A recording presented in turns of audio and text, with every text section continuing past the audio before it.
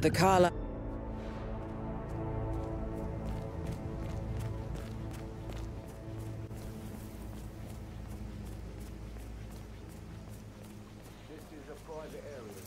Phineas Whitmer, private investigator. I have an appointment with Madame Carlyle. Please wait.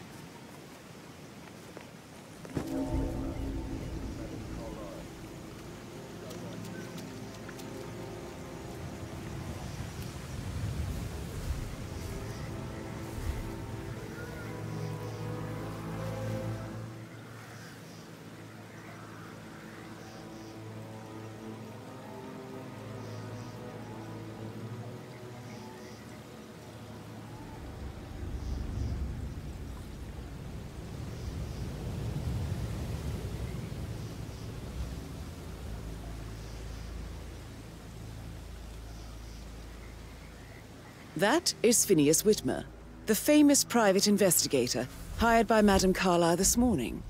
I'm curious why he's here. Maybe you should do some detecting yourself, 47. Why am I doing this? Don't we have security to pay?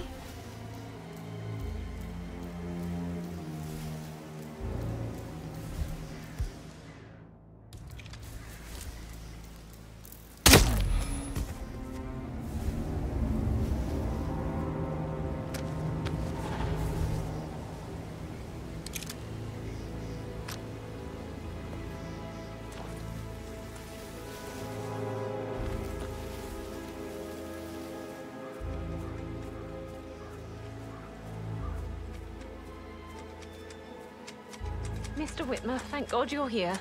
Can I take you to Madame Carlyle? Yes, please. If you'd follow me.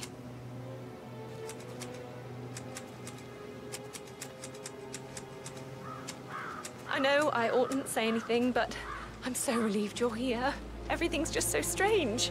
Preparing for Madame's funeral, and then she turns up alive. But then the awful business with her brother Zachary, and all this security. I've never seen the place guarded like this, and I dare say I don't like it at all. Well, this is what I mean. You have to be patted down before you see Madame Carlyle inside. Oh, I could just cry. Yeah, hey, bro. Sir, if you want to pass through, I need to check that you're not carrying anything dangerous.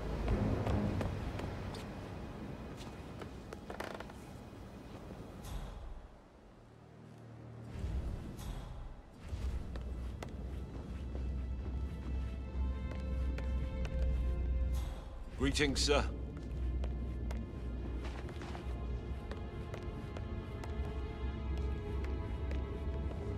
Mr. Whitmer, thank you for coming on such short notice. A great tragedy has fallen upon us, and I need a quick resolution, handled with absolute discretion. Results and discretion are my specialty. Very well. I suppose you will want to start at the crime scene. In my experience, a thorough examination of a potential crime scene is half the job done. Good. Fernsby will take over from here. I am Mr. Fernsby, the butler. Madame Carlyle has asked me to assist you in any way possible. Mr. Whitmer, I understand that you've traveled from London. Would you care for some refreshments? Or do you prefer to go straight to Mr. Zachary's sleeping quarters? I prefer to get started. As you wish. If you'll follow me, sir.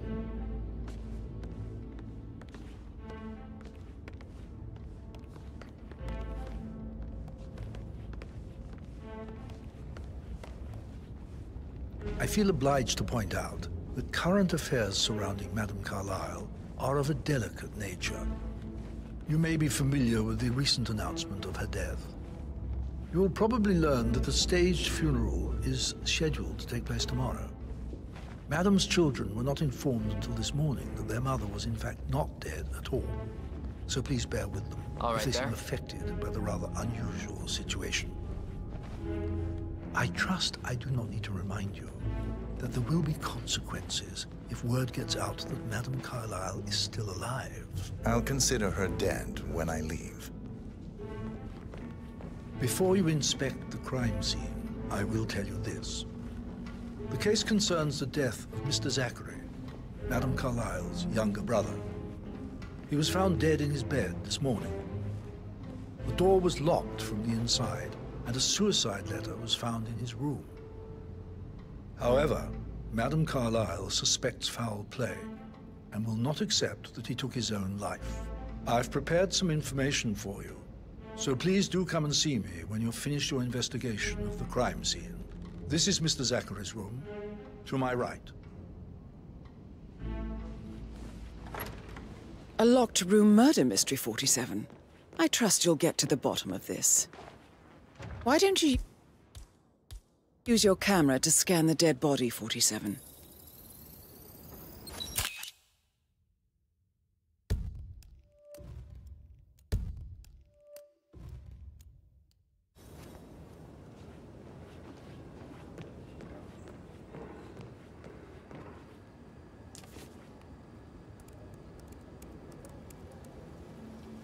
Zachary was shopping for new Wellingtons last night. Not exactly what you would expect from someone suicidal. Zachary's suicide note. Also, a sample of handwriting. It could be relevant to compare to other samples to establish its authenticity.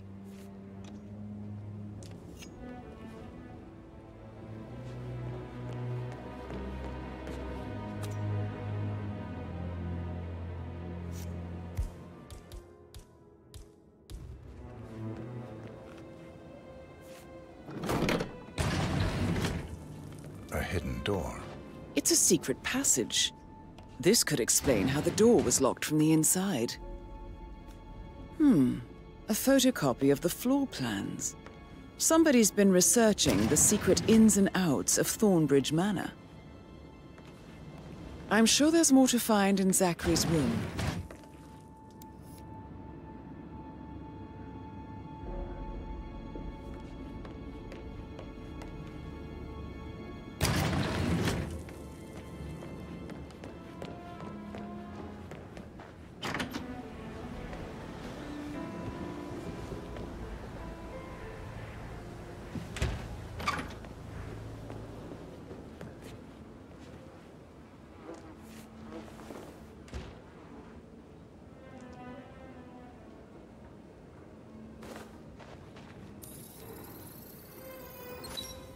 Throat markings indicate a rare, short-lived plant poison killed him.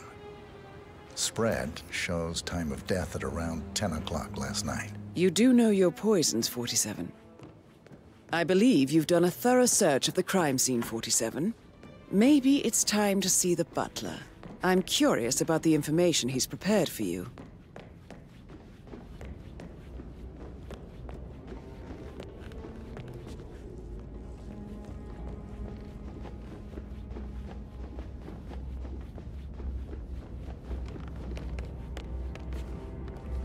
Mr. Fernsby, I'm done with the crime scene. Did you establish a time of death? Zachary died around 10 o'clock last night. Well, that means the staff were off duty. And Madame Carlyle and her security didn't arrive until this morning. That leaves Madame's family and myself as the only persons here when he died.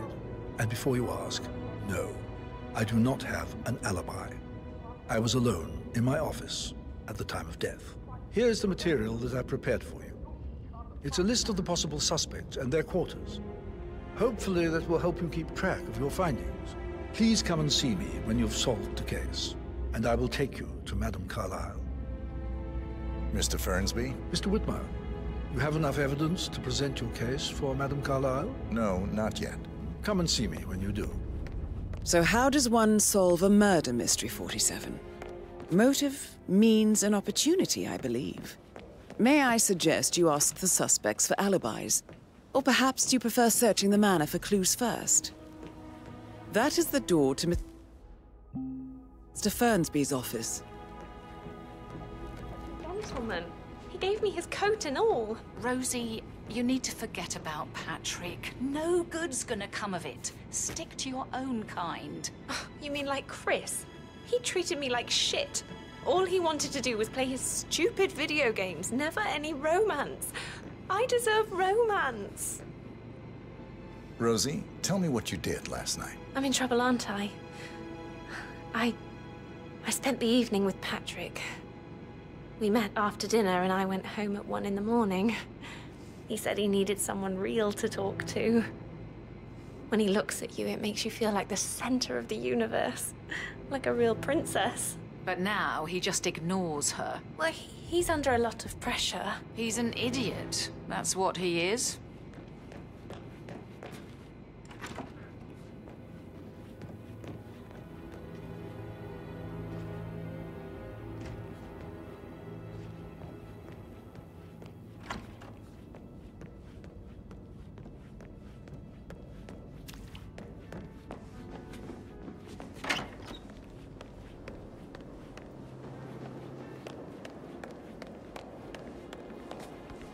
Emma Carlisle, can you tell me where you were yesterday evening? Surely I'm not a suspect. I need to account for everyone. Well, I spent the evening with my family, but I got an awful migraine and had to take to bed. Everyone can attest to that. I believe I went up when the boys sat down for a drink around 8 o'clock. Anything else you want to know?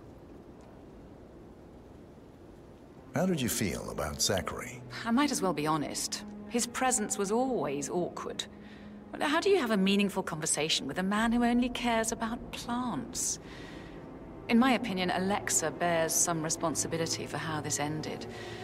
She supported his self-limiting behavior by letting him live here. Is that all? Have you noticed anything else out of the ordinary? Nothing special comes to mind. Except, perhaps, I did get a feeling that Zachary was depressed, not just sad. I suppose he realized that he had no one with Alexa gone. Even Alexa must feel the pangs of guilt over that one, letting him believe she was dead. Then again, guilt isn't her strong suit.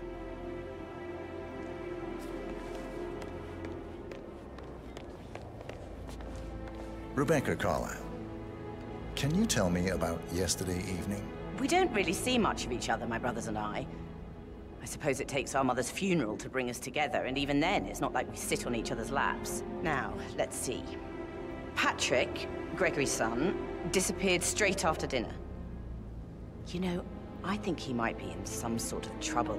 Edward wanted to go as well, but Gregory convinced him to stay for a few drinks before they went off for a pint at the local at 8:45.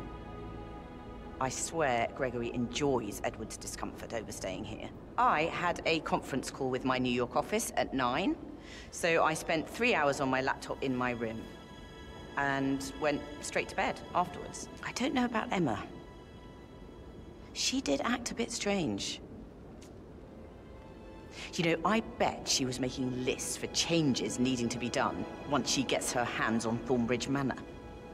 Quite the shock she had when Mother arrived during breakfast. Is that everything, Mr. Whitmer? Tell me about Zachary. Did he act strange last night? You know, now you mention it, he was a lot more chatty than usual.